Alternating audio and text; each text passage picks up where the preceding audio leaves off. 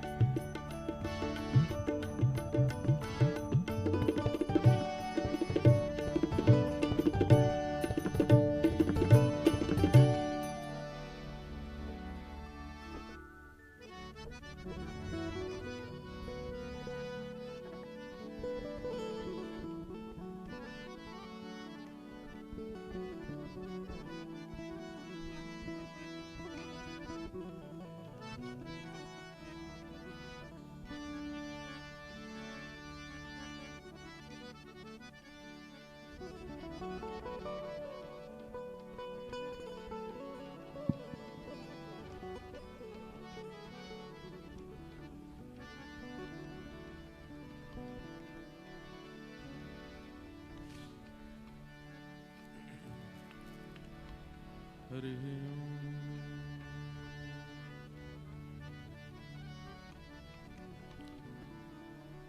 श्रीमते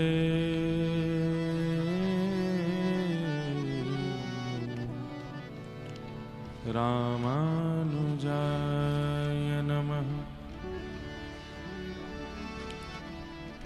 ध्येयं सदा परिभवग्नमविष्टदोहम् तीर्थास्पदं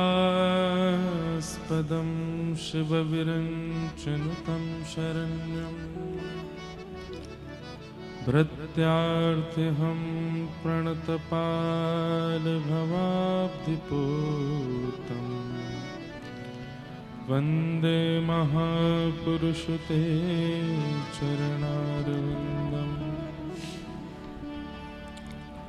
अस्ति स्वस्तरुणीकराग्रविगलत्कल्पप्रसूनाप्लुतम् वस्तु प्रस्तुतवेणुनादनिहरी निर्वाणनिर्व्याकुलम्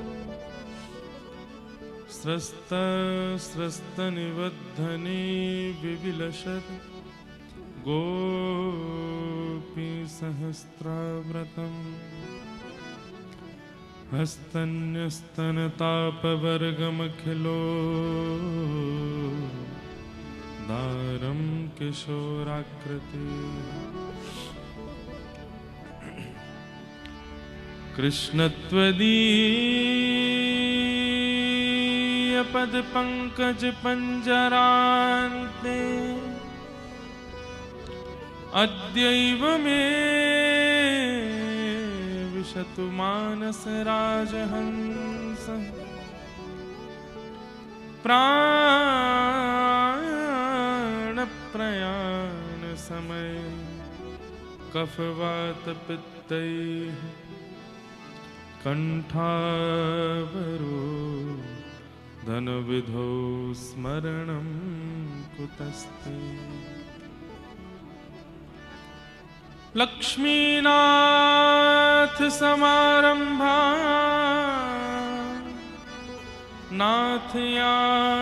नाथयामुनमध्यमा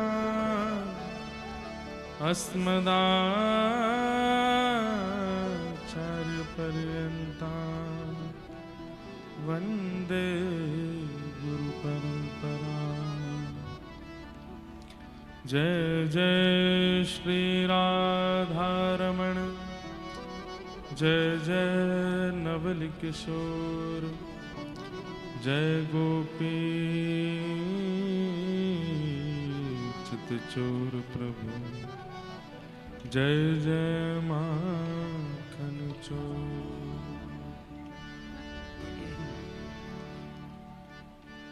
जय जय राधे कृष्ण राधे कृष्ण राधे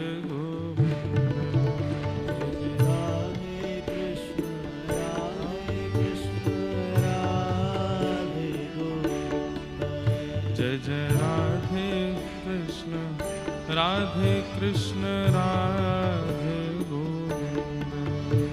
जय राधे कृष्ण राधे कृष्ण राधे जय जय राधे कृष्ण राधे कृष्ण राधे गोविंद। जय जय राधे कृष्ण राधे कृष्ण राधे गोविंद।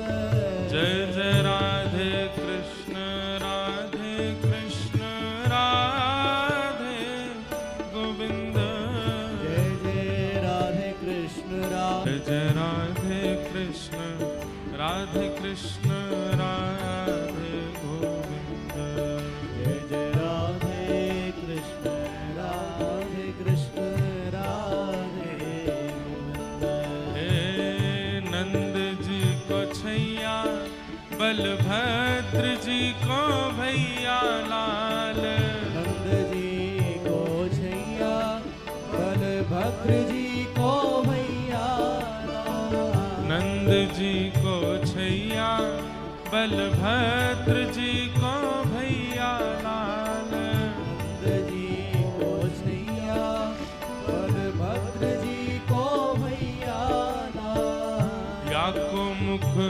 देखे ते कटत यम फंद।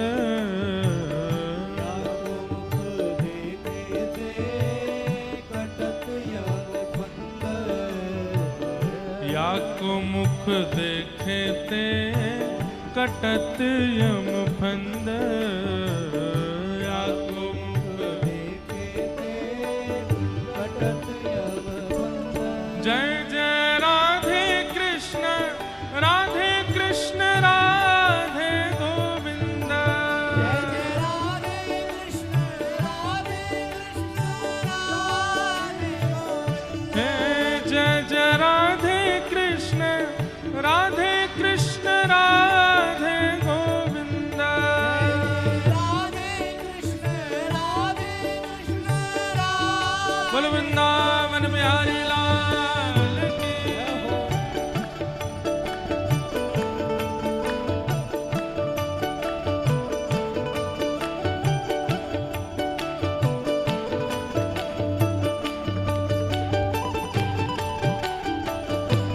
करताल बजा के गाओ भाव से।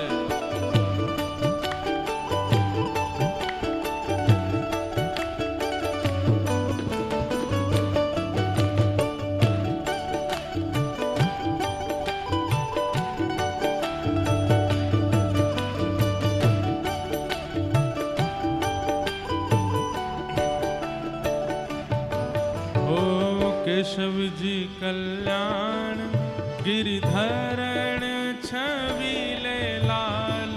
केशव जी कल्याण गिरधरण छबीले लाल। केशव जी कल्याण गिरिधरण छबीले लाल। केशव जी कल्याण गिरधरण छबीले लाल। मदन मोहन श्री वृंदावन चंद्र। मदन मोहन श्री वृंदावन चंद्र। ओ मदन मोहन श्री वृंदावन चंद्र।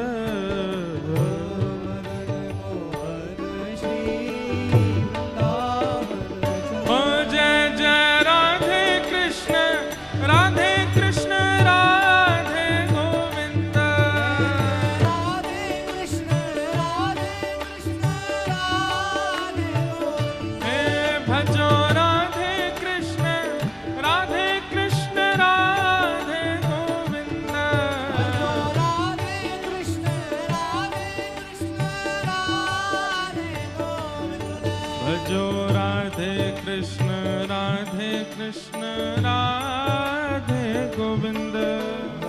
राधे कृष्ण राधे कृष्ण राधे गोविंद।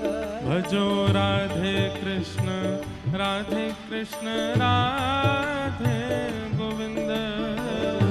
राधे कृष्ण राधे कृष्ण राधे गोविंद। हे भजो राधे कृष्ण राधे कृष्ण राधे गोविंद।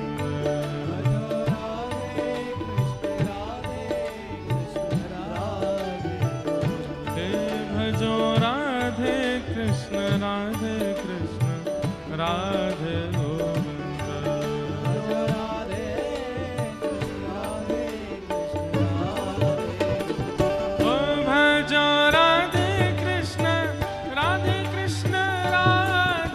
गोविंद।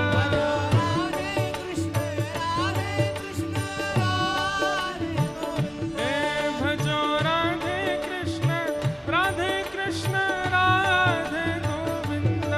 भजो राधे कृष्ण राधे कृष्ण राधे गोविंद। हे भजो राधे कृष्ण राधे कृष्ण राधे गोविंद।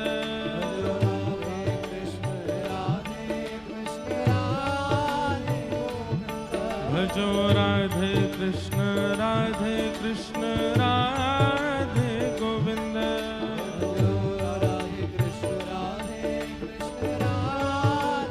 हे भजो राधे गोविंद। हे भजो राधे गोविंद।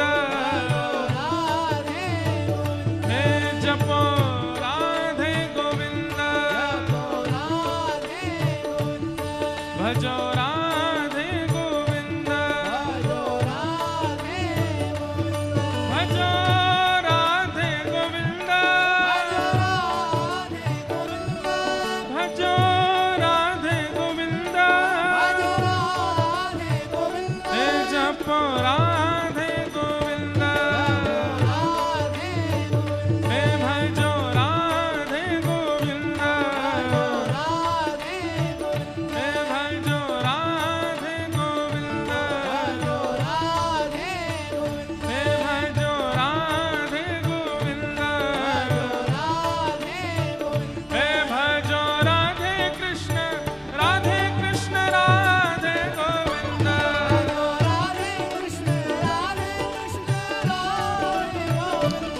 भजो राधे कृष्ण राधे गोविंद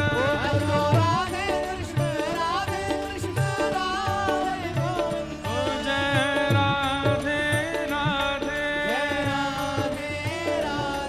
श्री राधे राधे जय राधे राधे श्री राधे राधे जय राधे राधे श्री राधे राधे जय राधे राधे श्री राधे राधे ओ जय राधे राधे श्री राधे राधे जय जय राधे राधे श्री राधे राधे जय जय राधे राधे श्री राधे राधे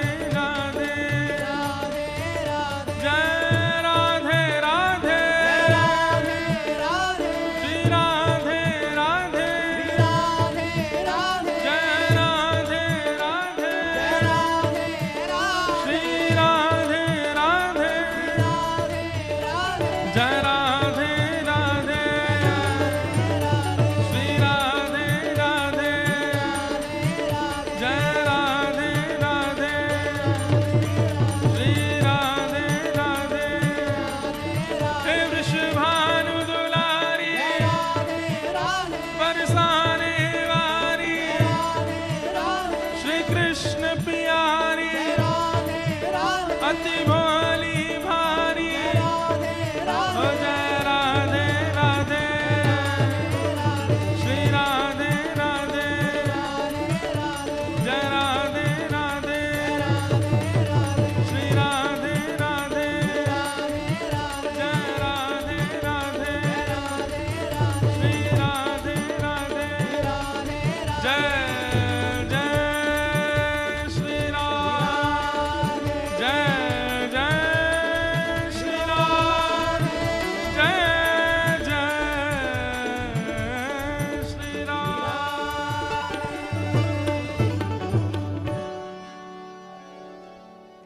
बोलो वृंदावन बिहारी लाल की श्री राधा रमण लाल की श्री राधा वल्लभ लाल की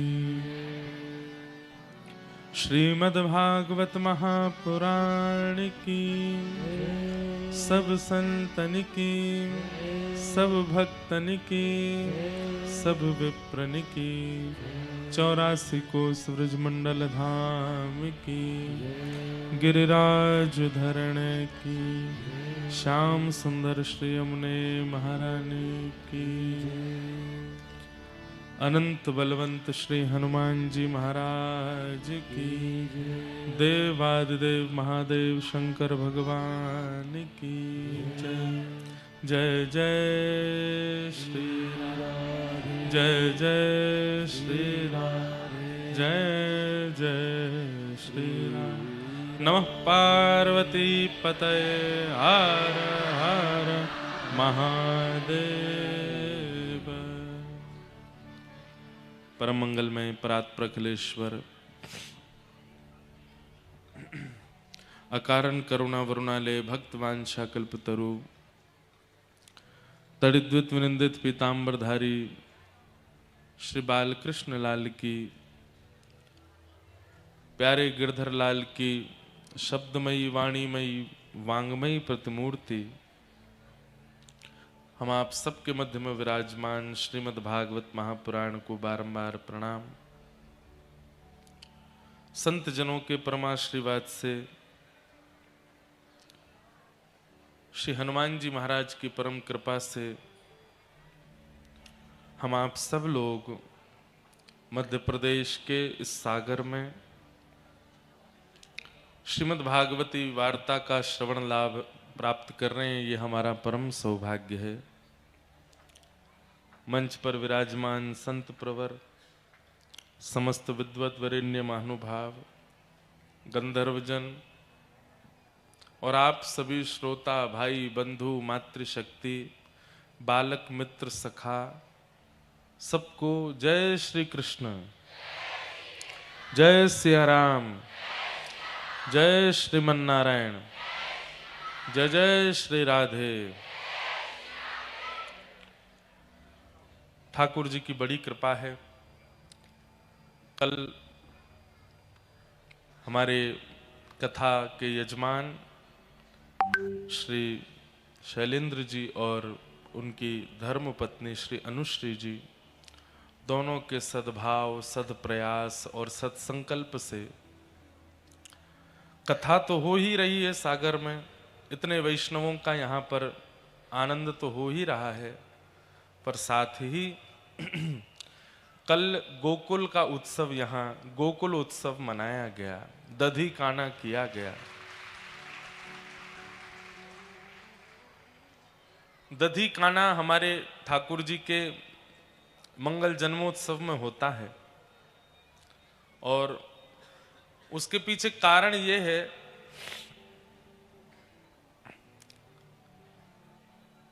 कि जब नंदोत्सव मनाया गया पूरे ब्रजमंडल में, तो जब उत्सव मनाते हैं तो बहुमूल्य वस्तु को प्रस्तुत करते हैं। बहुत ध्यान से सुनिएगा। जब उत्सव मनाते हैं तो बहुमूल्य वस्तु को प्रस्तुत करते हैं। गौ रसों में दही जो है वो बहुत बहुमूल्य है। गौ के जितने भी रस हैं, प्रारंभिक रस तो दूध है, दूध को जमाओ तो वही दही बनता है, और फिर दही से ही उत्पन्न होता है नवनीत का, मक्खन का, और दही से ही प्रादुर्भाव होता है छाछ का। दही एक ऐसा स्रोत है गौ रस में जो दो भावों को जन्म देता है, एक नवनीत को और एक छाछ को, मठा को। और ये दोनों सबको प्रिय होती हैं। दूध हो सकता है सबको प्रिय ना हो, दही हो सकती है सबको प्रिय ना हो, पर दही से उत्पन्न होने वाले छाछ और मक्खन सबको प्रिय होता है। मक्खन से घी उत्पन्न हो जाता है। इसके बिना हमारे भारतीय प्रसाद का तो निर्माण ही नहीं होता। तो एक प्रकार से दधी क्या है? एक मूल और बहुमूल्य स्रोत है गौ रस का। तो जब ब्रजवासियों को पता चली कि भैया आनंद बाबा के लाला भयो, तो अपनी अपनी गैयान के दूध से जमे भय दही को ले ले करके सब लोग आए। और उसमें हल्दी क्यों डाली? तो सब लोगों को पता तो पहले से था नहीं कि लाला होएगा। अब सब लोग सामान्य से वस्त्र पहने घूम रहे थे, कोई श्वेत वस्त्र में था, कोई अन्य अन्य वस्त्रों में था। तो ब्रजवासियों ने कही भैया लाला भयो नंद जी के यहाँ सबरे एक वस्त्र में है, जाओ एक से लगन लगो, पहचान में नहीं आवे कौन कौन है, कोई बड़ो नहीं, कोई छोटो नहीं, कोई मोटो नहीं, कोई पतलो नहीं, कोई धनवान नहीं, कोई निर्धन नहीं, सब एक रस है, जाओ। तो पूरे पीताम्बरी है गए, सब पीरे पीरे है गए। तो दही में ला करके डारे, अब पतो नहीं चल रही है कौन है, सब एक से। ये भाव है ब्रजवासियों को कि भैया लाला भयो है, सब समान हो जाओ, कोई श्रेष्ठ या अश्रेष्ठ भाव में मत रहो।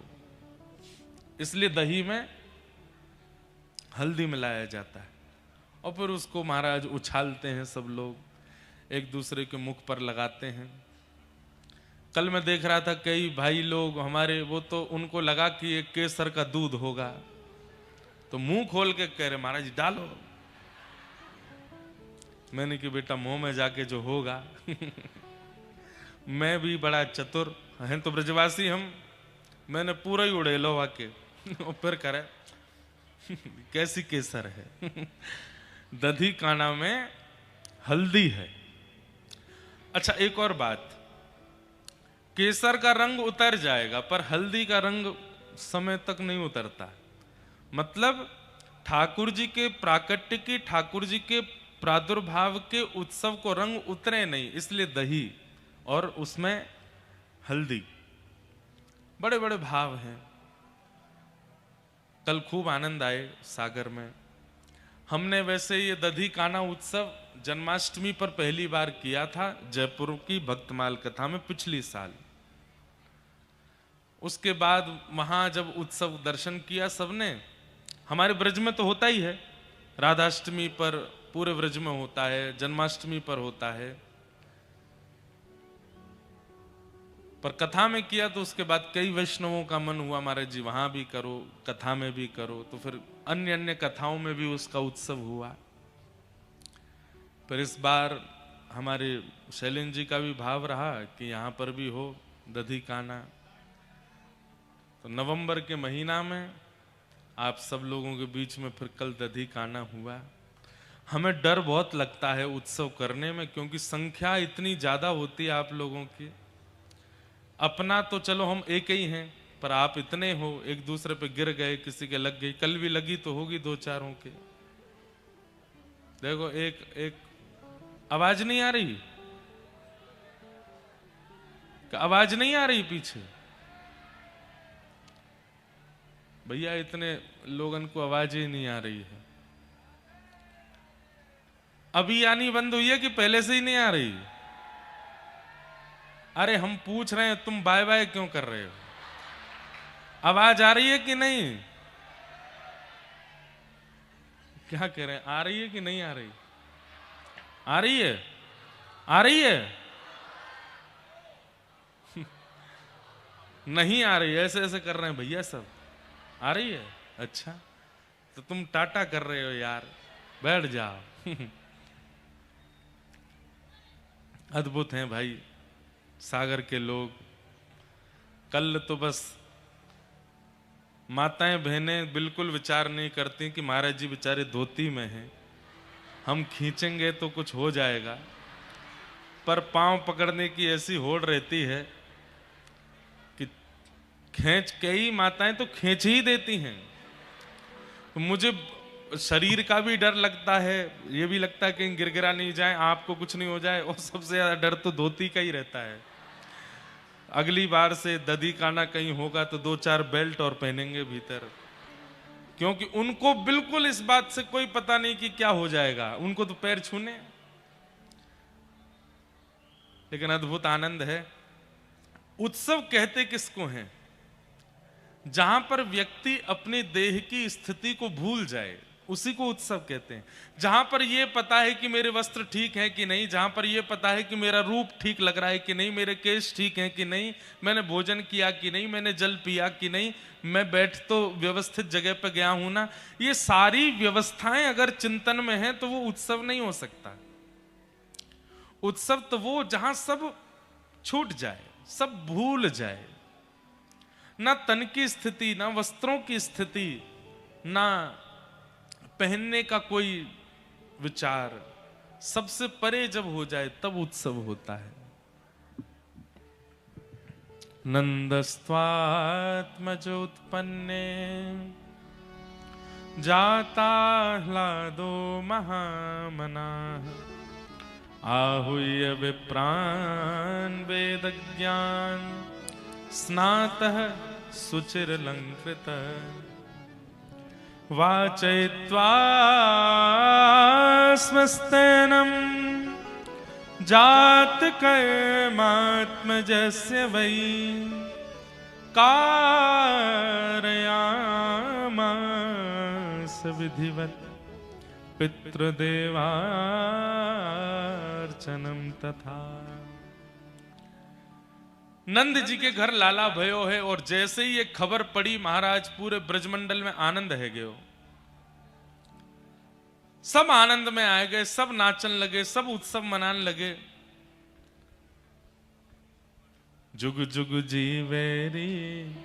आज की कथा में तो केवल लीला चलेगी।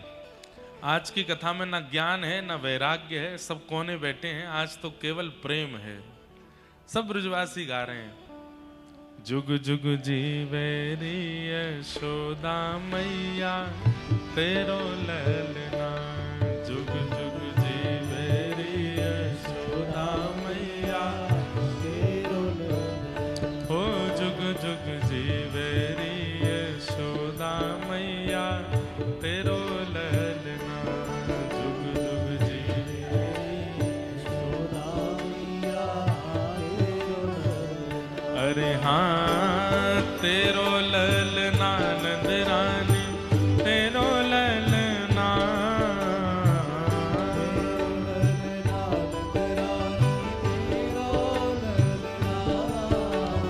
तेरो ललना महारानी तेरो ललना।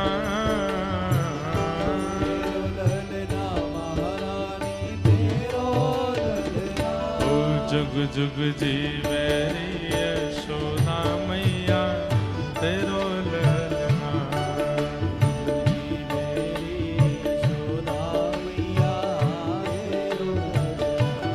ओ बड़े भागते यशोदा मैया ऐसो सुत तन जायो।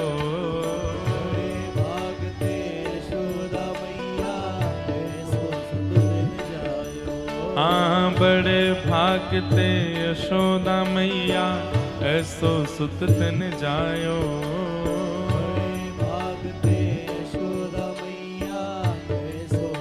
कैसो सुत? पूर्ण ब्रह्म जगत को स्वामी सोते ने गोद खिलायो।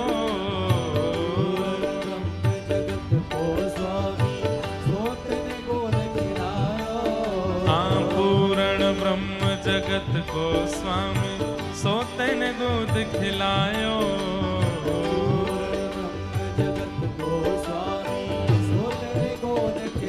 अरे याकू मगवा दे झूलन वा तेरो ललना।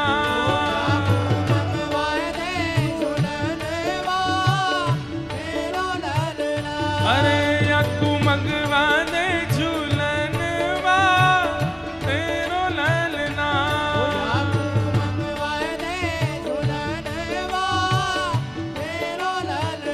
हे युग युग जीवेरी यशोदा मैया तेरो ललना। बोल नंद के लाला की।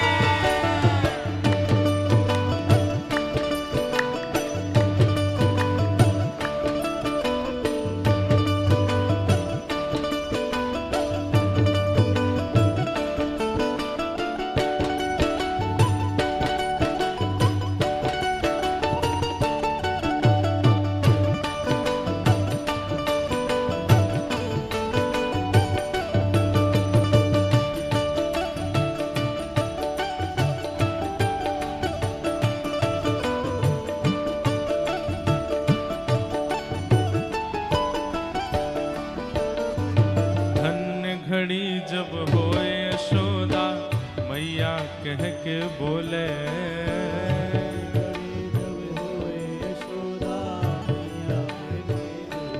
हे धन्य घड़ी जब होए यशोदा मैया कह के बोले।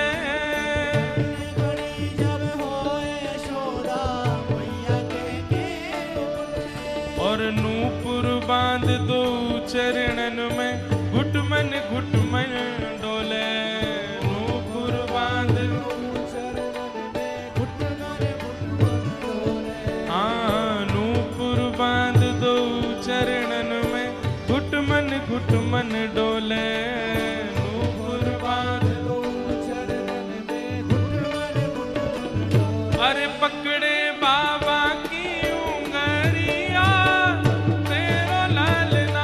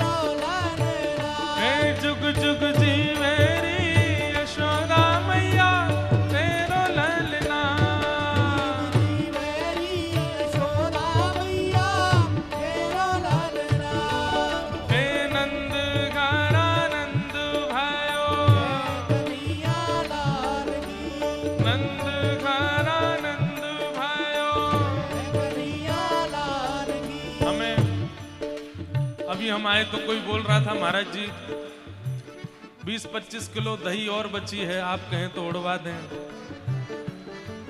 हमने कही हम पे मत डालना, हम तो वैसे बीमार हैं।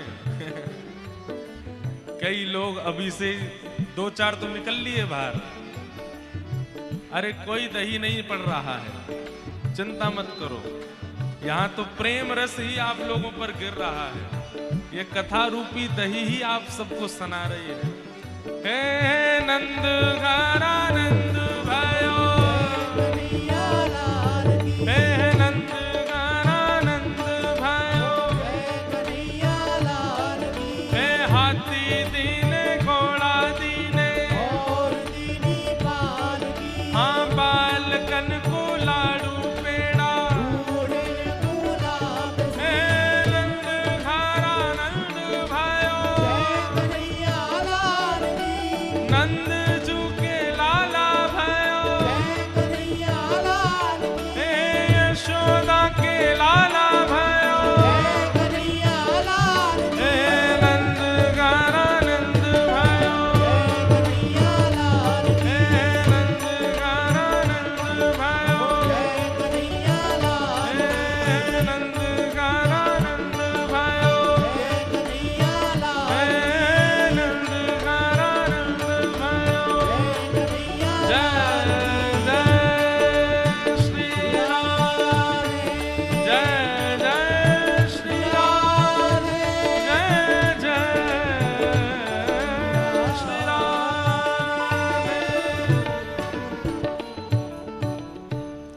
अवाद्यन्त विचित्राणि वादित्राणि महोत्सवे, कृष्णे विश्वेश्वरे नन्ते, नन्दस्य व्रजमागते।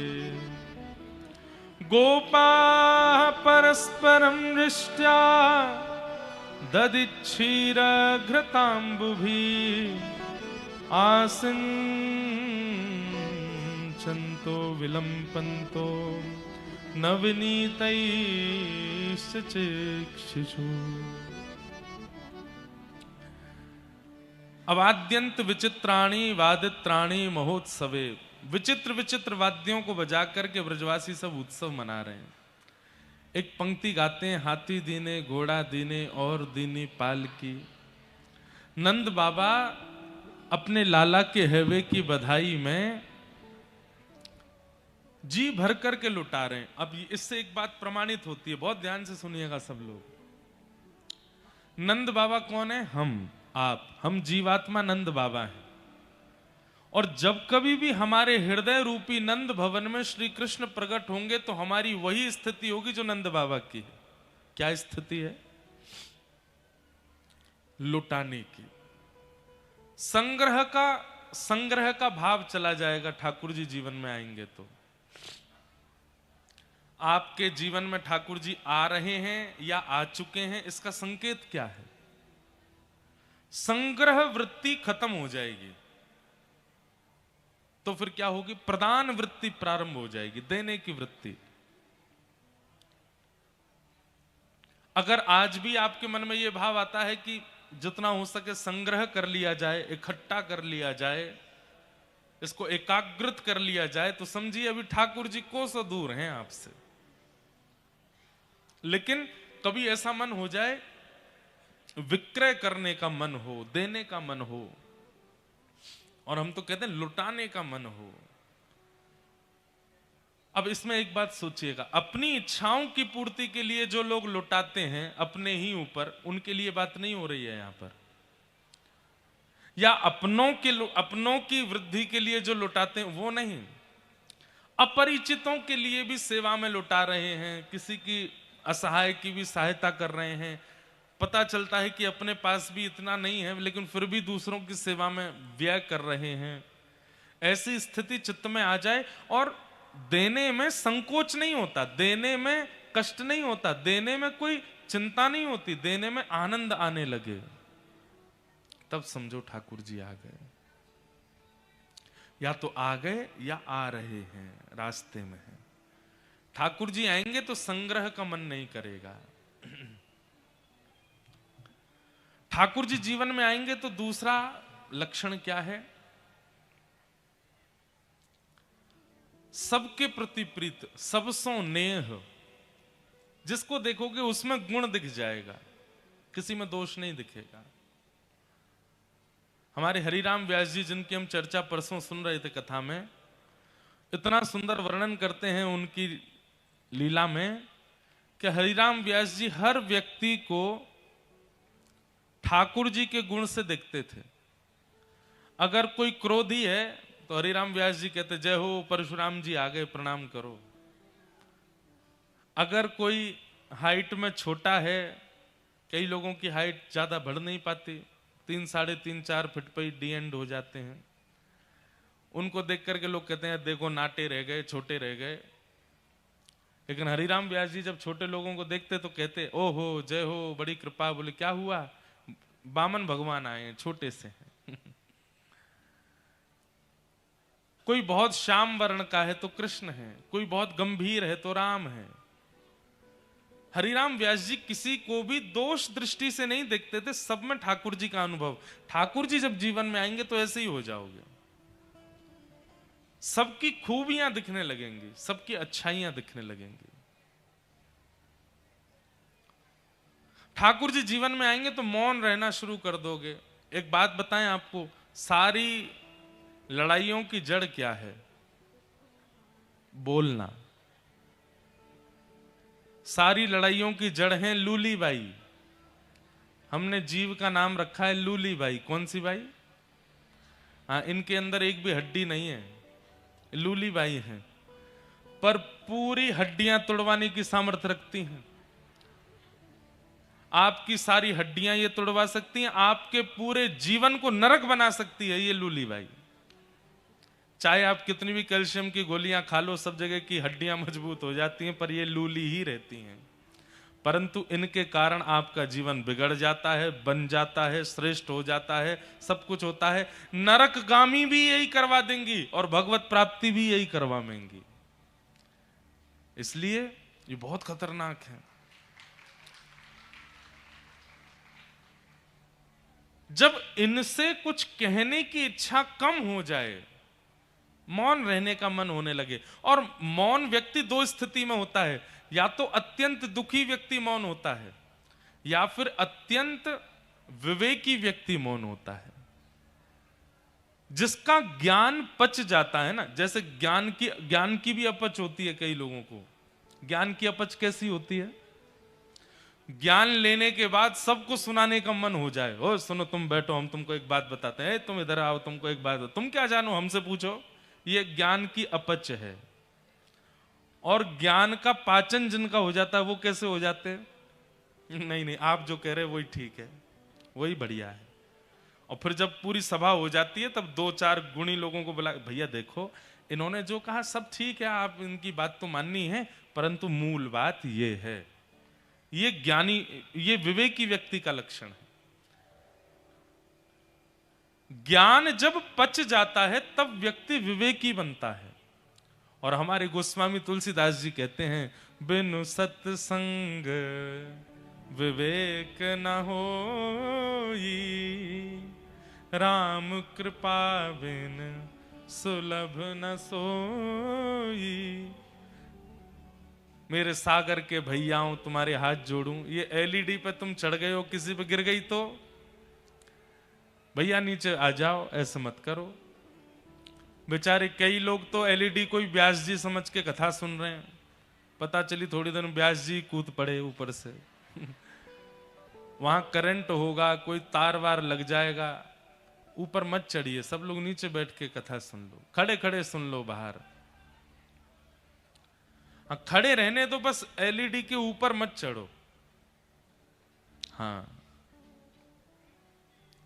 धन्यवाद आपका, जय हो।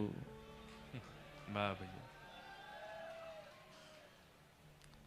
अगली बार 3 पंडाल बनवा देंगे, एक यहां, एक इधर, एक इधर, फिर बैठना आप।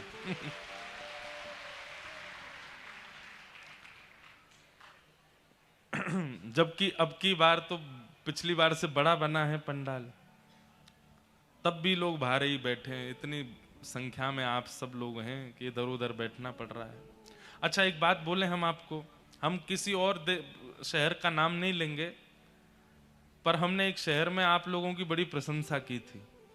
हमने कहा, मैंने कि देखो अपने क्या कहते हैं सागर में 50,000 लोग आएंगे, लेकिन आप देख लेना सुई गिरोगे तो उसकी आवाज भी आ जाएगी, इतनी शांति से सुनते हैं। वो बात अलग है एलईडी वगैरह पे चढ़ जाते हैं ऊपर, पर वहां भी शांति से ही सुन रहे हैं। देखो खड़े हैं लेकिन शांति से सुन रहे हैं, कोई हल्ला नहीं। ये अच्छा लगता है। सागर के लोग बड़े अच्छे हैं, बहुत बढ़िया है। तो नहीं तो कई जगह तो इतनी भीड़ में हल्ला ही होता रहता है। बाहर मेला लगता है तो मेला से पीपनी और ले आते हैं, उसको बजाते रहते हैं कथा में। कथा कहने के लिए व्यास जी को जो माहौल चाहिए वो सागर में अच्छा प्रकट हो जाता है, इसलिए हम कथा कह पाते हैं। नहीं तो टाइम पास होता है, 3 घंटा कब पूरे हो हम भी प्रणाम करके चलें। यहाँ के लोग सुनते हैं, अच्छा लगता है। बस कोई घटना ना घटे इसका ध्यान रखना। हाँ, तो क्या बता रहा था मैं? ज्ञान की अपच। कई लोगों को ज्ञान पचता नहीं, और जब ज्ञान पचता नहीं है तो वो क्या करते हैं, सब जगह अपना ज्ञान बताते रहते हैं, देते रहते हैं। पर ज्ञान जिसका पच जाता है, ज्ञान की पाचन से ही विवेक बुद्धि प्रकट होती है, और विवेकी व्यक्ति शांत रहता है, कम बोलता है, अल्प वचनों से अपनी बातों को पूरी करता है। जिसको एक बात समझाने के लिए 4 पैराग्राफ चाहिए, वो भी व्यक्ति विवेकी नहीं। अपनी बात समझाने के लिए शब्द चाहिए, बस कुछ शब्दों में अपनी बात की पूर्णता कर दे, उसको विवेकी कहते हैं। और ऐसा व्यक्ति मौन रहता है, शांत। आपको पता है व्रत 2 ही होते हैं, एक तो अन्न का व्रत और एक मौन व्रत। इन दोनों का व्रत क्यों किया जाता है पता है आपको? क्योंकि इन दोनों से ही हमारी आयु घटती है। अन्न जितना खाएंगे उतनी आयु घटेगी, और जितना बोलेंगे उतनी आयु घटेगी। जब हमने ये बात सुनी तो हमने सोचा भाई हमारी आयु तो फिर बहुत जल्दी घट जाएगी। 4 घंटा तो हमको बोलते ही रहना है नॉन स्टॉप, गाना भी है, बोलना भी है, उसके अलावा भी आगे पीछे बोलना। तो हमारे गुरुदेव ने एक बहुत अच्छी बात कही, जो विषय वार्ता करते हैं, विषय वार्ता मतलब संसारी चर्चा, जो विषय वार्ता करते हैं, संसारी चर्चा करते हैं, उनका बोलना बोलना माना जाता है। और जो भगवत चर्चा करते हैं, भगवत चर्चा भी उनकी मौन ही मानी जाती है। अभी भी हम मौन ही हैं। अगर देखा जाए तो हम हर दिन 5 घंटे मौन हैं। क्यों? 3 घंटे केवल भगवत चर्चा कर रहे हैं, ये मौन है। इसमें आपका मौन टूटता नहीं है, इसमें वाणी की जो खपत होती है वो होती नहीं है। ये मूलतः श्रेष्ठ ही है। तो इसलिए कम बोलिए। मौने च कलहो नास्ति, एक नियम हमारे कहने से अगर सागर वाले बना सकें तो हम आपको सत्य बता रहे हैं, आप वो प्राप्त करेंगे कि आप हमको याद रखोगे। दिन भर में 1.5 से 2 घंटा सूर्य उदय और सूर्य अस्त के बीच में मौन होना शुरू हो जाइए। रात्रि में नहीं, सूर्य जब आकाश में हो उस बीच में 1.5-2 घंटे का मौन निश्चित कर लीजिए। इतने बजे से इतने बजे तक हम मौन रहेंगे। और मौन का मतलब ये नहीं है कि मुख से तो बोल नहीं रहे लेकिन मैसेज चल रहे हैं धुआंधार, व्हाट्सएप चल रहा है, फेसबुक चल रही है। नहीं, मौन का मतलब है कि किसी भी प्रकार के विचारों का आदान प्रदान होना ही नहीं है।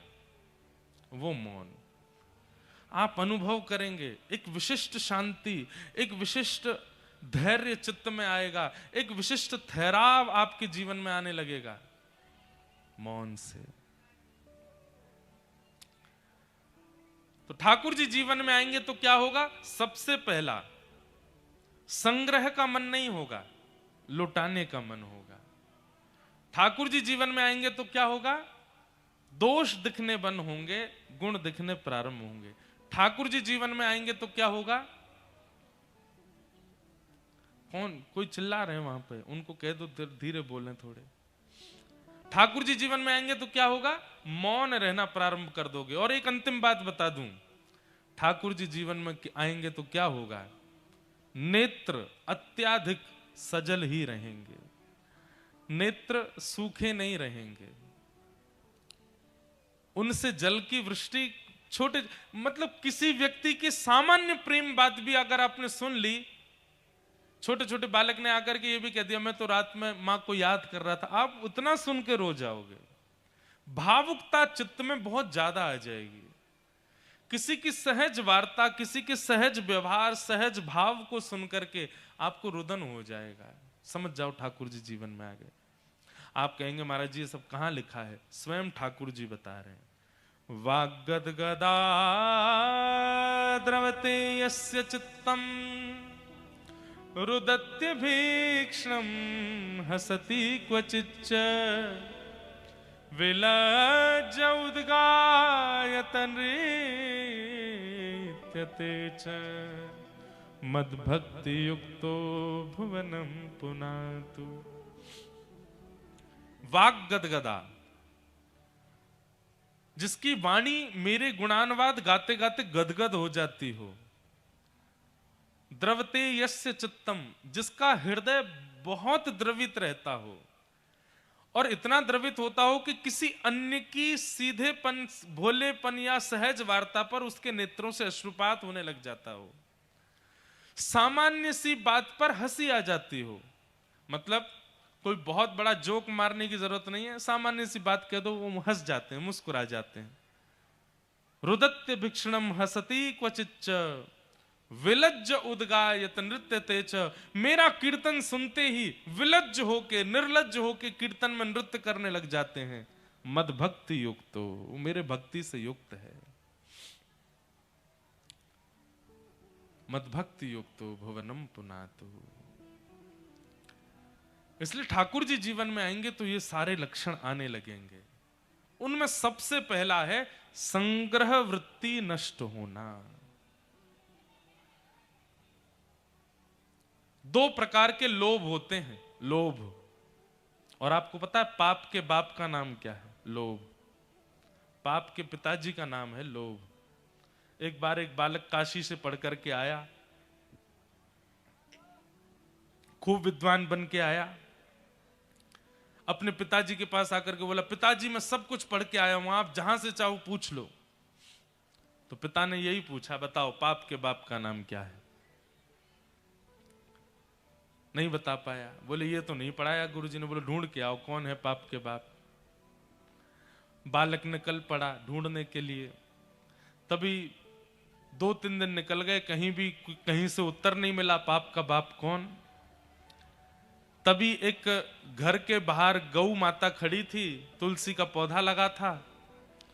बालक ने सोचा किसी वैष्णव का घर है, 2-3 दिन हो गए कुछ खाया पिया नहीं, यहां पे कुछ पा लेता हूं।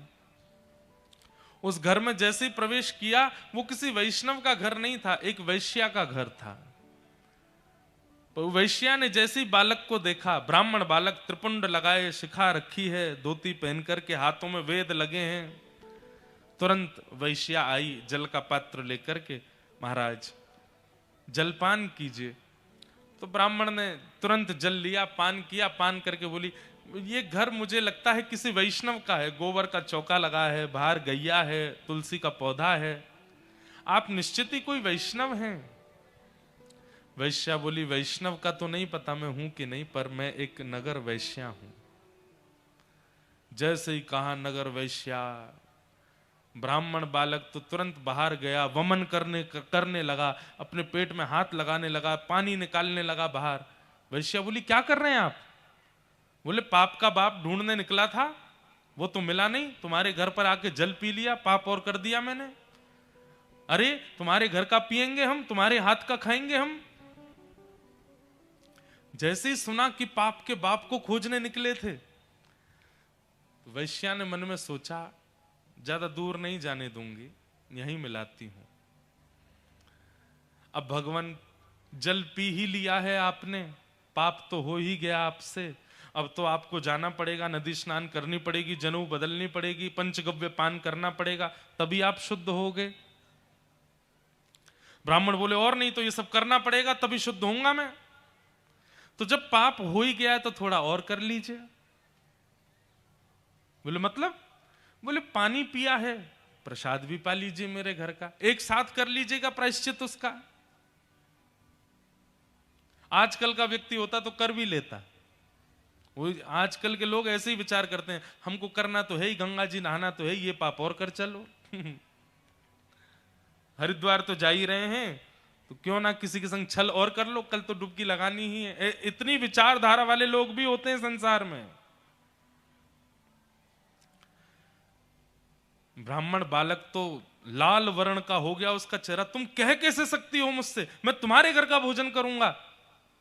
वैश्या बोली कितने दिन हो गए आपको घर से निकले? बोले 3 दिन हो गए। कुछ पाया? बोले नहीं पाया।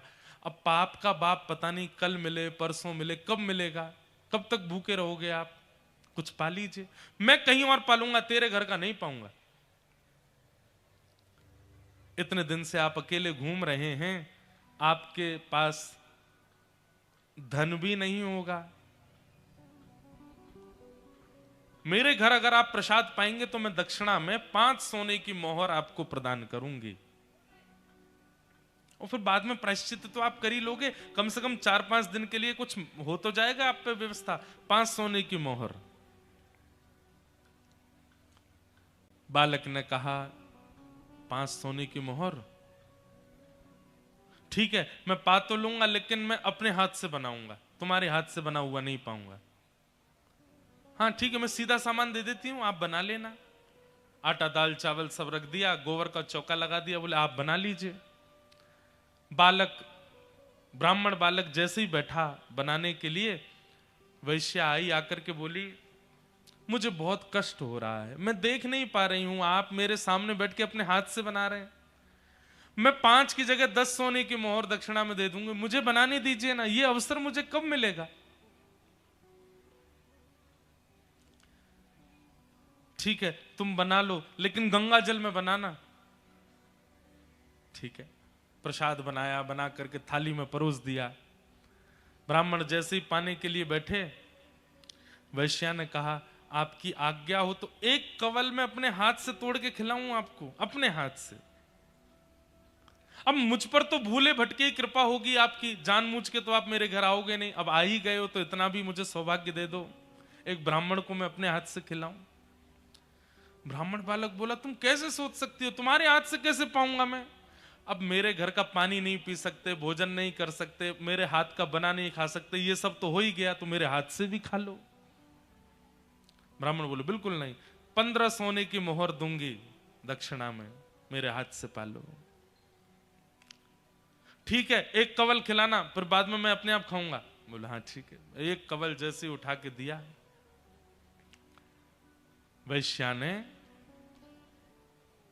कवल मुख में दे करके और एक हाथ घुमा करके दिया गाल पर, ताम्र वर्ण हो गया। क्या करती हो? बोले पाप के बाप से मिलवा रही हूं आपको। पाप का बाप कैसे? आप मेरे घर का पानी पीते हैं? नहीं पीते। क्यों पिया? बोले वो तो मैंने अनजाने में पिया। अनजाने में पिया तो फिर मेरे घर का भोजन क्यों किया? बोले वो तुम्हारी बड़ी श्रद्धा थी। बोले झूठ मत बोलिए, सोने की मोहर के कारण आपने किया। 5 सोने की मोहर के कारण मेरे घर का भोजन स्वीकार कर लिया, 10 सोने की मोहर के कारण मेरे हाथ का बना स्वीकार कर लिया, और 15 सोने की मोहर पर आप मेरे हाथ से खाने तक को राजी हो गए। अपने पिताजी को जाके बता दीजिए, पाप के बाप का नाम है लोभ। एक लोभ आपसे क्या क्या करवा देता है, ये आप खुद विचार करो।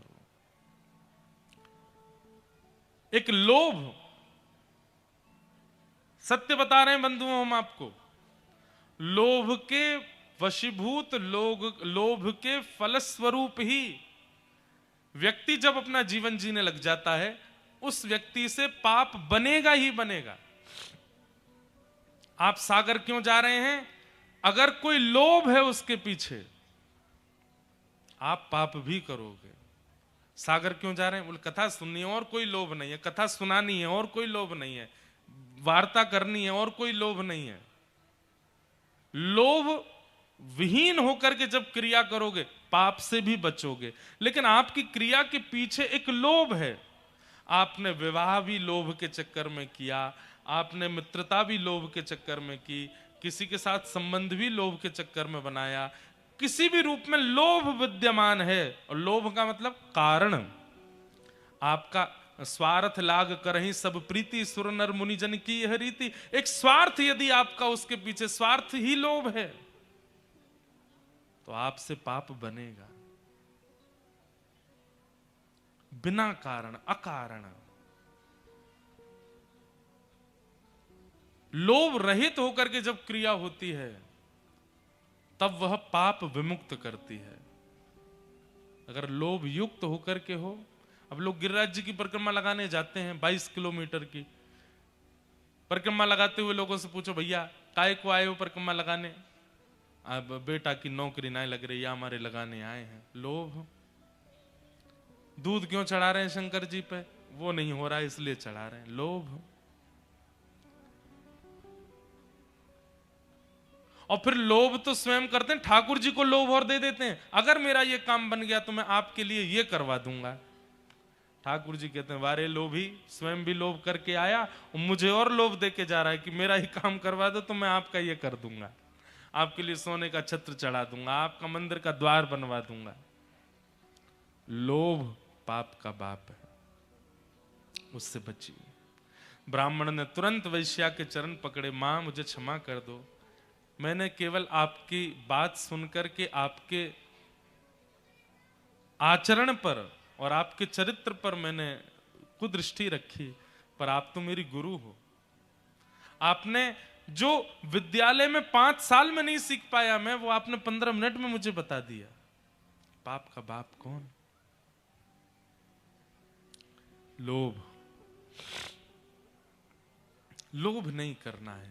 ठाकुर जी जब जीवन में आएंगे तो लोभ जाएगा, लोभ निकलेगा। नंद बाबा का लोभ जा चुका है, अटारी पे खड़े है करके लुटा रहे हैं महाराज, भर भर के लुटा रहे हैं नंद बाबा। हाथी दीने, घोड़ा दीने, और दीनी पालकी, बालकन को लाडू पेड़ा, बूढ़े इनको लापसी, कड़े दीने, छड़े दीने, दीनी मुक्ता माल की, सबको प्रदान कर रहे हैं। 6 दिन के ठाकुर जी भय, तभी पूतना नाम की राक्षसी आई और पूतना रूप बदल करके आई। जैसी है वैसी नहीं आई है, अपने रूप को परिवर्तित करके आई है। जैसी पूतना का आगमन हुआ, कहते इतनी सुंदर बन के आई थी, इतनी सुंदर बन के आई थी कि वहां सब में चर्चा होने लगी। भैया नंद जी के लाला को देख के तो ऐसा लगे परमात्मा आयो होगो, और आज हमारी बात सिद्ध है गई। क्यों? ये जो आई का है, यह देख करके ऐसा लग रहा है कि लक्ष्मी ही दर्शन करवे जा रही है, इतनी सुंदर। उसका रूप राक्षसी का है, परंतु बन के सुंदर जा रही है। बंधु हमारी एक बात मानिएगा, ठाकुर जी के सन्मुख रूप परिवर्तित करके मत जाओ। रूप परिवर्तित मतलब श्रृंगार से नहीं है हमारा मतलब। हृदय जैसा है, विचार जैसे हैं, व्यवहार जैसा है, भाव जैसा है, वैसे जाओ। मैं अगर मंदिर में जाता हूं और मुझे ये याद रहे कि मैं महाराज जी हूं, ठाकुर जी के लिए मैं पूतना हूं, अरे आऊं महाराज जी बन के आयो है। मैं मंदिर में जाऊं, मुझे याद रहे मैं मंत्री हूं, मैं ये हूं, मैं वो हूं, मेरी ये पदवी है, तो ठाकुर जी के लिए हम पूतना ही हैं। वहां तो तुम जो हो वैसे जाओ। मुझे मेरे अवगुण पता है, मेरे अंदर कौन कौन से अवगुण हैं, उन अवगुणों को चित्त में धारण करके मैं ठाकुर जी के सन्मुख जाऊं।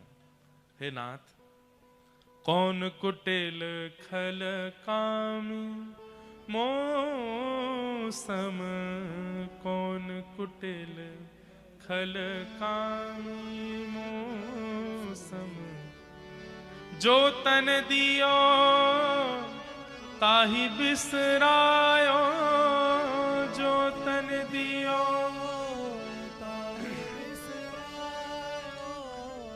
ऐसो नमक हरामी, ऐसो मौसम कौन कुटिल खल काम, मौसम कौन कुटिल।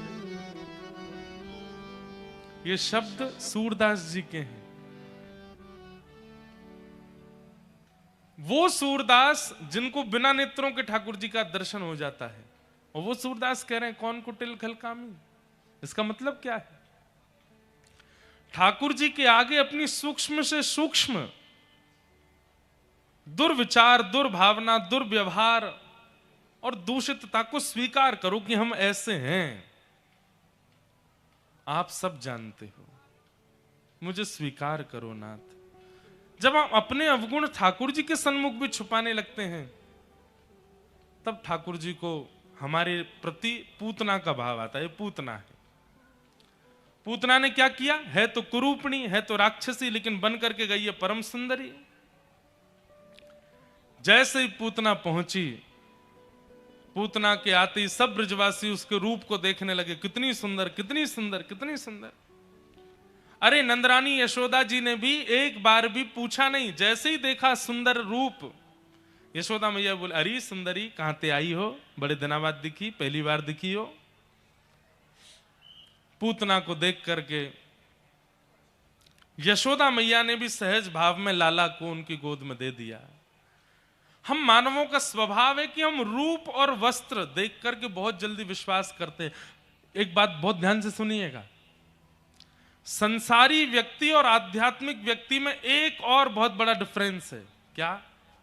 संसारी व्यक्ति रूप और वर्ण पर विश्वास बहुत जल्दी कर लेता है।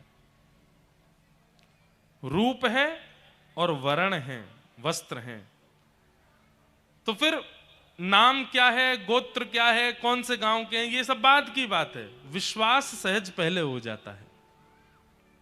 और आध्यात्मिक व्यक्ति का यह गुण है कि वो वर्ण और रूप को नहीं महत्वता देता। आप चाहे कितने भी रूपवान हो, कितने भी गुणवान हो, कितने भी बढ़िया वस्त्र पहने हैं, वो आपसे बैठ के चार बातें जब तक नहीं कर लेगा तब तक आप पर भरोसा नहीं कर सकता।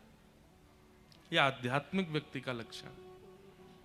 संतों के पास बड़े बड़े सेलिब्रिटीज जाते हैं, बड़े बड़े लोग जाते हैं, पर उनके अंदर समत्व ही रहता है। वो विचलित नहीं हो जाते मेरी आपकी तरह किसी बड़े पदवी के व्यक्ति को देख करके। क्यों? आध्यात्म उन्हें बताता है कि पदवी बड़ी होना, रूप का सुंदर होना और वस्त्रों का बहुत बढ़िया होना, इसका मतलब जरूरी नहीं कि व्यक्ति का व्यक्तित्व अच्छा है। वो व्यक्ति के व्यक्तित्व को उसके वचनों से ही पहचानते हैं, उसके संग रह के ही जान पाते हैं। और संसारी व्यक्ति का व्यक्तित्व चाहे जैसा हो, है पॉपुलर है, तो इसका मतलब है कि उसको वो विश्वास का पात्र है। हम उसको कुछ भी दे सकते हैं, हम उससे कुछ भी बोल सकते हैं, कहीं भी उसके साथ जा सकते हैं। और यही मात खाते हैं हम लोग। जितने भी यहां पर अविवाहित बैठे हैं, लड़का और लड़कियां, सबसे हमारी प्रार्थना, रूप देख करके विवाह मत कीजिएगा, प्रभाव देख करके विवाह मत कीजिएगा, स्वभाव देखिएगा। प्रभाव के साथ कुछ दिन जिया जा सकता है, पर स्वभाव के साथ अंतिम श्वास तक रहा जा सकता है। हम प्रभाव देखते हैं, और प्रभाव बहुत लंबे समय तक अच्छा नहीं लगता। कुछ दिन बाद प्रभावशाली व्यक्ति का गुण घटने लगता है, पर स्वभावशाली व्यक्ति वो तो अंतिम श्वास तक अच्छा लगता है। पति देखने में कम सुंदर हो, पत्नी देखने में कम सुंदर हो, चलेगा। रोटी गोल की जगह टेढ़ी बनाती हो, चलेगा। चाय में पत्ती ज्यादा पड़ जाती हो, चलेगा। लेकिन अगर वाणी और स्वभाव इन दो में सरसता है, तो बाकी सब चीजों के आगे आंख बंद कर लीजिएगा। अद्भुत है, उसके साथ विवाह कर लीजिए, उसके साथ अपना जीवन आगे बढ़ा सकते हो। वाणी, अच्छा एक और बात है, वाणी अगर बनावटी होगी तो बनावटी चीज बहुत दिन तक रह नहीं पाती है। बनावटी चीज का एक दिन पर्दाफाश होता ही है। पर स्वभाव यदि एक्चुअल होगा ना तो कुछ भी बनावटी नहीं होगा, सब स्वाभाविक होगा। और स्वाभाविक व्यक्ति के साथ में जीवन निर्वहन करना संभव हो सकता है। इसलिए स्वभाव को प्रधानता दीजिए, प्रभाव को नहीं। पूतना अपना प्रभाव बिखेरती हुई आई, इतनी सुंदर बन के आई, ऐसे कपड़े पहन के आई, ऐसी महकती हुई आई, सब उसी को देखने लगे। लेकिन दुर्भाग्य पूतना का, जैसे ही ठाकुर जी उसकी गोद में गए हैं, पूरा विश्व पूतना को देख रहा था, लेकिन ठाकुर जी ने अपनी दोनों भुजा अपनी आंख पर रख ली, ठाकुर जी ने नहीं देखा। भैया, सबके प्रिय बनो, इसमें आपकी श्रेष्ठता नहीं, सबको छोड़ केवल हरि के प्रिय बन जाओ, इसमें आपकी श्रेष्ठता है। मीराबाई सबकी प्रिय नहीं थी। मीराबाई का जब विवाह हो गया और विवाह के कुछ दिन बाद जब उनके जिनसे ब्याह हुआ उन्हीं की मृत्यु हो गई, तो ससुराल के लोगों को इतना खलने लगी मीराबाई, जब से आई है हमारे बेटे को ले गई, हमारा परिवार बिखर गया, ये हो गया, विष देने का प्रयास किया, मारने का प्रयास किया, पीछे शेर छोड़ दिया। किसी को भाती नहीं थी मीराबाई। लेकिन मीराबाई का एक भाव है, रूठे चाहे राजा वासे कछु ना काजा, एक तू ही महाराजा और कौन पास जाएंगे। रूठे चाहे भाई वासे कछु ना भलाई, एक तू ही है सहाई और कौन को सराहेंगे। रूठे चाहे शत्रु और मित्र आठों याम, एक तेरे चरणन के नेह को निभाएंगे। जग सारा झूठा, एक तू ही है अनूठा, रूठ जाए चाहे सारा जग, पर तू ना रूठा चाहिए। आपसे भैया रूठ गए, मैया रूठ गई, पिताजी रूठ गए, पति रूठ गए, बच्चे रूठ गए, पत्नी रूठ गई, सबका रूठना मनाना चलता रहेगा। लेकिन किसी दिन ठाकुर जी रूठ गए तो, ठाकुर जी अगर रूठ गए तो फिर कौन बचाएगा आपको। महाभारत प्रसंग में जब कर्ण युद्ध के लिए जा रहा था और इंद्र ब्राह्मण का भेष बना करके आ गए कवच और कुंडल मांगने के लिए, बहुत बड़ी कथा है, विस्तार नहीं करूंगा। कर्ण तब तक नहीं मरेगा जब तक उसके पास उसके कवच और कुंडल हैं, क्योंकि वो एक सहस्त्र कवच नाम का राक्षस था जिसके 999 कवच काटे जा चुके हैं, एक कवच बचा था, तभी वो कर्ण बन के आया। अब जब तक उसके कवच कुंडल नहीं जाएंगे तब तक उसको नहीं मारा जा सकता। तब इंद्र ब्राह्मण का रूप बना करके आए और बीच युद्ध मैदान में कहने लगे भिक्षाम देही। तो कर्ण के सारथी ने कहा महाराज यहां भिक्षा मत दीजिएगा, मना कर दीजिए, अरे युद्ध भूमि है, कह दीजिए दान चाहिए तो युद्ध के बाद मिलना। कर्ण बोले मेरा स्वभाव है, मैं दानवीर हूं, मुझसे जब जहां जो दान मांगेगा मैं देता हूं। महाराज आप अगर कवच कुंडल दे देंगे तो आप जानते हैं ना मृत्यु निश्चित हो जाएगी आपकी। तब तो कर्ण अपने सारथी के कंधे पर हाथ रखते हैं और कहते हैं तुम जानते हो मेरे शत्रु पक्ष में कौन खड़ा है? हां अर्जुन खड़ा है, युधिष्ठिर खड़ा है, भीम खड़ा है, नकुल सहदेव खड़े हैं। नहीं, अर्जुन के सारथी भगवान खड़े हैं। जब भगवान ही रूठ गए हैं तो कवच कुंडल मुझे कहां तक बचाएंगे? कोई नहीं बचा सकता। मैं कितना भी बड़ा दानवीर बन जाऊं, कितना भी बड़ा पराक्रमी बन जाऊं, भले ही कौरवों की सेना में भीष्म पितामह आ जाएं, भले ही महाभारत में लिखा है भीष्म पितामह कौन है? बोले तिमिंगिल मछली। तिमिंगिल मछली का मतलब पता है? एक तिमिंग नाम का पक्षी होता था किसी जमाने में, वो पक्षी अपने दोनों पंजों में हाथियों को लेकर उड़ जाता है आकाश में, तिमिंग पक्षी। और जब वो पक्षी दो हाथियों को पंजे में लेकर के आकाश में उड़ता है और समुद्र के ऊपर जाता है तो एक मछली मुंह खोल करके दो हाथी और पक्षी को तुरंत निगल जाती है, उसको तिमिंगिल मछली कहते हैं। भीष्म पितामह, कृपाचार्य, द्रोणाचार्य, इन सबको तिमिंगिल मछली कहा गया है महाभारत में।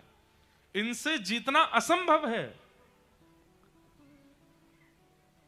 आज कर्ण कह रहे हैं भले ही कौरवों के पास में बड़ी बड़ी तिमिंगल मछलियां हैं, लेकिन फिर भी ये युद्ध हार जाएंगे। क्यों?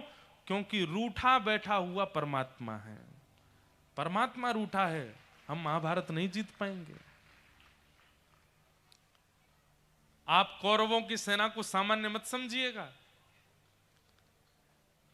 महाभारत तो सुनानी पड़ेगी हमको एक बार आपको बढ़िया से, तब आनंद आवेगा कि क्या है महाभारत, आपको पता चले।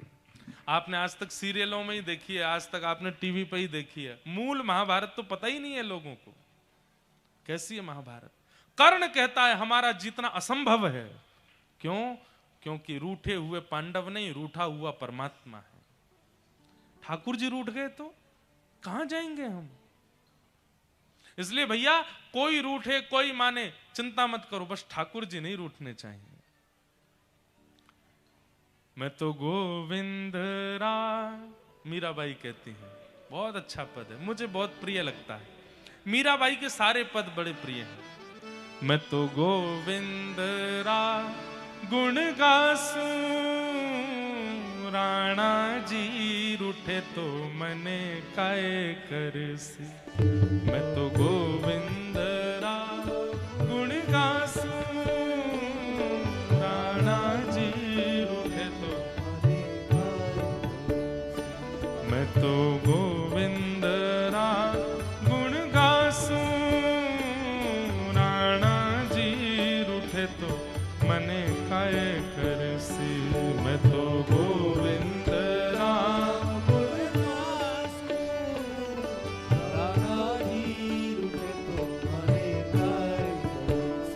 हे राणा जी रूठे तो मने काय करसी। राणा जी रूठे तो मने काय करसी। राणा जी रूठे तो मने काय करसी। राणा जी रूठे तो मने काय करसी। ओ राणा जी रूठे तो मने काय करसी।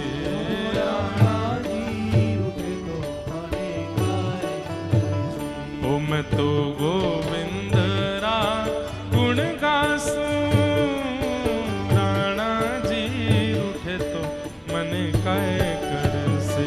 मैं तो गोविंद गुण गासूं, राणा जी रूठे तो मने काय। मीराबाई कह रहे हैं हे चरणामृत नेम हमारा, चरणामृत नेम हमारा, चरणामृत नेम हमारा।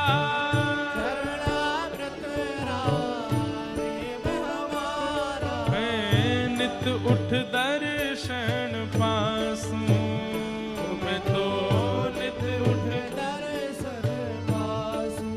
ओ हरि मंदिर मां नृत्य करास्या, हरि मंदिर हरि कथा मां नृत्य करास्या, हरि कथा मां नृत्य करास्या। घूंघरिया घम कासूं, मैं तो घूंघरिया। ओ मैं तो गोविंद गुण गासूं, राणा जी रूठे तो मने काय करसे। मैं तो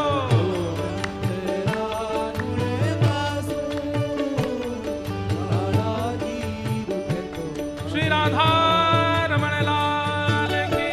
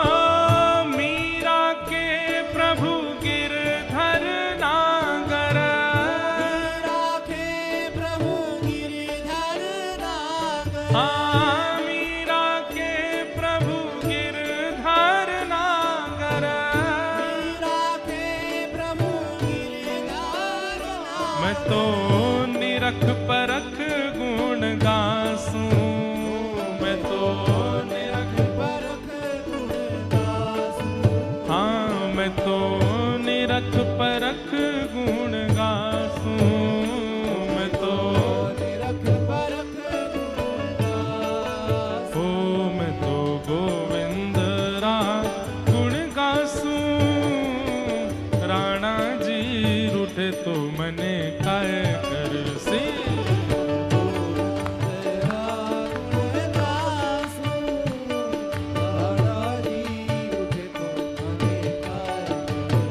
ओ मैं तो गोविंद रा गुण गासूं, राणा जी रूठे तो मने खाए कर से, मैं तो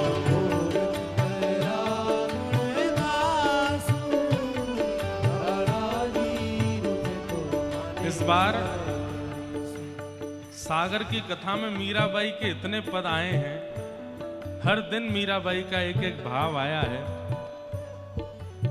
तो एक भाव और सुना देते हैं।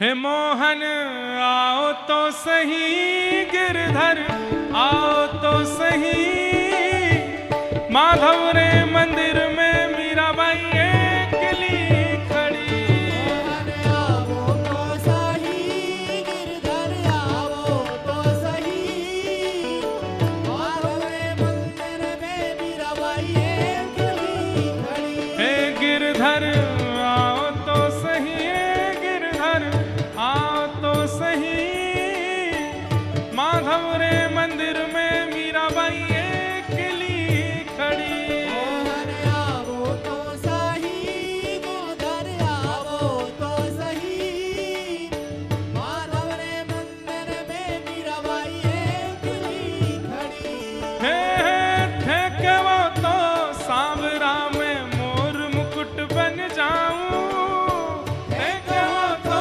सावरा में मोर मुकुट बन जाऊं, हे थे के वो तो सांवरा में मोर मुकुट बन जाऊं, हे कहो तो सावरा में मोर मुकुट बन जाऊं, हाँ पैरण लागे सांवरो जे, पैरण लागे सांवरो, पैरण लागे सांवरो जे, पैरण लागे, मैं तो मस्तक से लग जाऊं रे, मैं तो मस्तक, हे मैं तो मस्तक से लग जाऊं रे, मैं तो,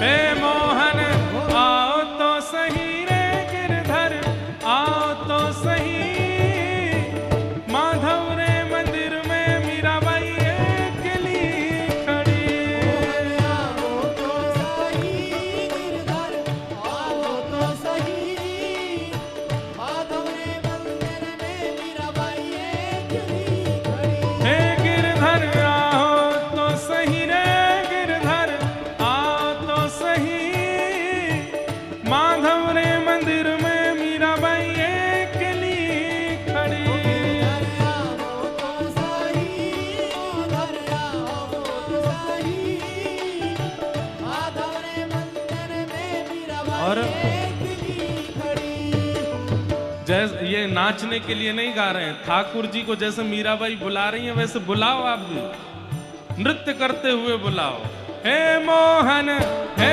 गिरधर, हे मोहन आओ तो सही रे, गिरधर आओ तो सही, माधव रे मंदिर में मीराबाई अकेली खड़ी, आओ तो सही, गिरधर आओ तो सही, माधव रे मंदिर में मीराबाई अकेली खड़ी, हे थे के वो तो सांवरा में काजरिया बन जाऊं, हे कहो तो सावरा में काजरिया बन जाऊं, थे के वो तो सांवरा में काजरिया बन जाऊं, हे कहो तो सावरा में काजरिया बन जाऊं, ओ नैन लगावे सांवरो जे, नैन लगावे सांवरो, नैन लगावे सांवरो जे,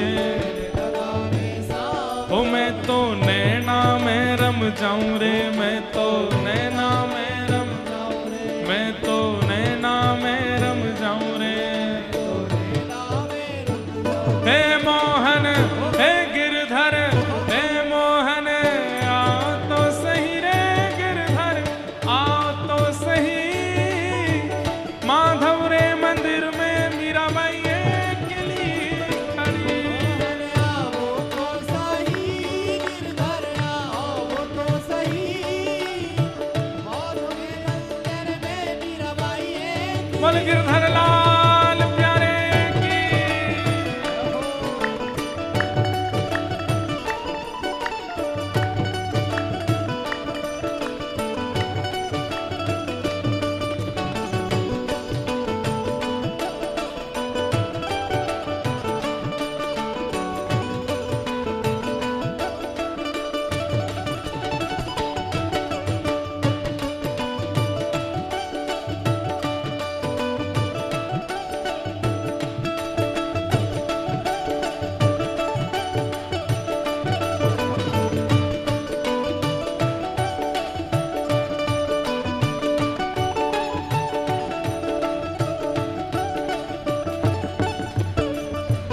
हे थे के वो तो सांवरा में जल यमुना बन जाऊं। थे के वो तो सांवरा में, यमुना बन जाऊं। थे के वो तो सांवरा में जल यमुना बन जाऊं। थे के वो तो सावरा में जल यमुना बन जाऊं। अरे नावन लागे सांप रोजे, नावन लागे नावन लागे सांप रोजे। ओ मैं तो अंग अंग लंग जाऊं रे, मैं तो अंग अंग, मैं तो अंग अंग रम जाऊं रे, मैं तो। हे मोहन हे गिरधर, हे मोहन आओ तो सही रे गिरधर, आओ तो सही। माधव रे मंदिर में मीराबाई अकेली खड़ी। आओ तो सही गिरधर, आओ तो सही। माधव रे मंदिर में मीराबाई अकेली खड़ी। हे मोहन आओ तो सही रे गिरधर, आओ तो सही। माधव रे मंदिर में मीराबाई अकेली खड़ी। आओ तो सही गिरधर, आओ तो सही। माधव रे मंदिर में मीराबाई अकेली खड़ी। थे के वो तो सांवरा में पग पायल बन जाऊं। है कहा तो सावरा में पग पायल बन जाऊं। हे थे के वो तो। आप लोग बुंदेलखंड के सब लोग मारवाड़ी समझ रहे हो, बड़ी सरल है। अब हमको बुंदेलखंडी कोई भजन देना तो वो भी गा देंगे। काय रे इते आओ, वो भी हमको आ जाएगी तो वो भी कहीं। अब यहाँ मारवाड़ी गा रहे हैं, जब मारवाड़ में जाएंगे तो वहां बुंदेलखंडी गाएंगे। मीराबाई कह रही है, थे के वो तो सांवरा में पग पायल बन जाऊं। है कहा तो सावरा में पग पायल बन जाऊं। थे के वो तो सांवरा में पग पायल बन जाऊं। है कहा तो सावरा में पग पायल बन जाऊं। वो नाचन लागे सांव रोजे, नाचन लागे सांव, नाचन लागे सांव रोजे। मैं तो चरणा में रम जाऊं रे, मैं तो चरणा में रम, मैं तो चरणा में रम जाऊं रे। हे मोहन हे गिरधर, हे मोहन आओ तो सही रे गिरधर, आओ तो सही। माधव रे मंदिर में मीराबाई अकेली खड़ी।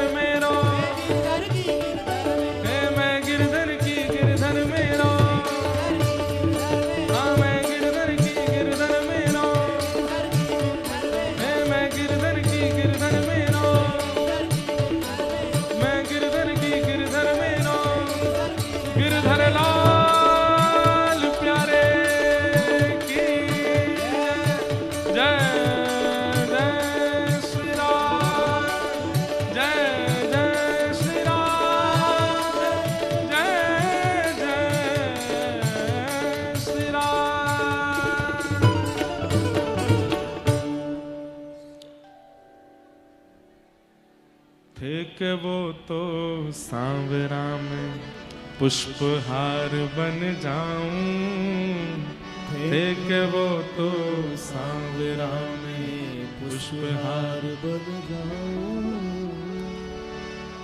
पैरण लागे सांवरो जे, पैरण लागे सावरो जी, पैरण लागे सांवरो जे, पैरण लागे सावरो। मैं तो हिबड़ा से लग जाऊं रे, मैं तो हिबड़ा से से लग जाओ रे। हे मोहन आओ तो सही रे गिरधर, आओ तो सही माधव रे मंदिर में मीराबाई अकेली खड़ी।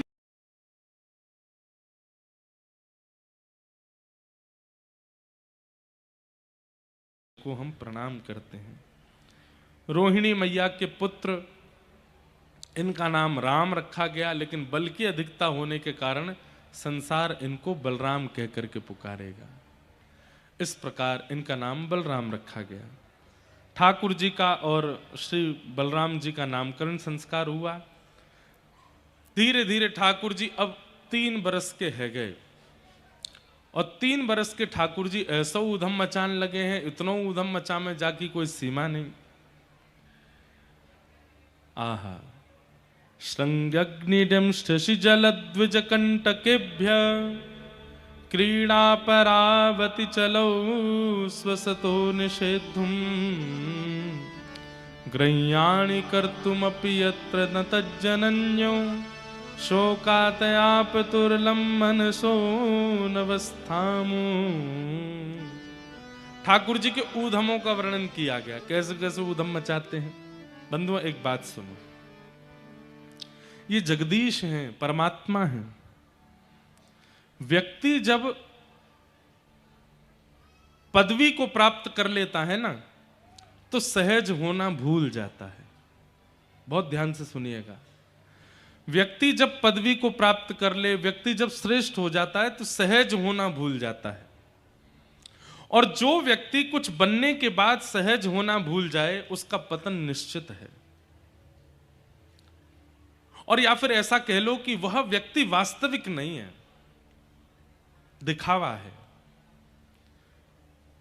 अपनी सहजता का त्याग मत करो। चाहे आप धनवान बन जाओ, चाहे आप रूपवान बन जाओ, चाहे आप योग्य बन जाओ, सहज रहना सीखिए।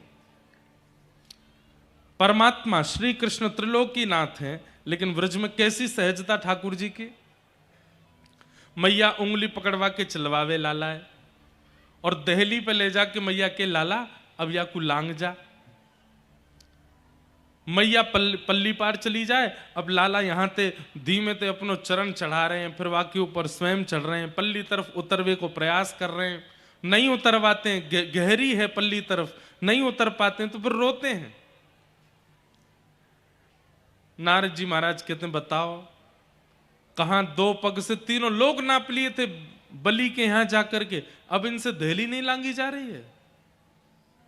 प्रेम के कारण यहां ठाकुर जी सहजता प्रकट कर रहे हैं। परमात्मा होते हुए भी अपनी प्रभुता भूल गए हैं और ऐसी लीला कर रहे हैं। अब कैसी लीला कर रहे हैं? श्रृंगी गैयाओं के सींग पे जाके लटक जाते हैं। बैठी हुई है गैया, एक सींग पर ठाकुर जी लटक जाए, दूसरी सींग पर बलराम जी लटक जाएं, और दोनों भैया ऐसे ऐसे सींग करें, जैसी गैया खड़ी होवे सोई ठाकुर जी ऐसे लटक जाएं जैसे कोई पेड़ पे फल लटको हो। झूला बन गो, दाऊ दादा झूला बन गो, झूला बन गो। अब गैया जैसी खड़ी हुई तो झूला बन गए। अब यहां से वहां गैया डोले और ठाकुर जी पकड़ करके, महाराज वही झूला है ठाकुर जी को, तो उड़ रहे हैं ठाकुर जी यहां से वहां। लेकिन गैया भी आनंद ले ठाकुर जी के संग। रोज ठाकुर जी आ जाएं, सींग पे लटक जाएं। एक दिना ठाकुर जी ने कहा कियो, गैया ने मन में विचार कियो, ये रोज रोज आ जाएं, आज ने किनके संग आनंद तो करूं मैं। और कैसो आनंद कियो?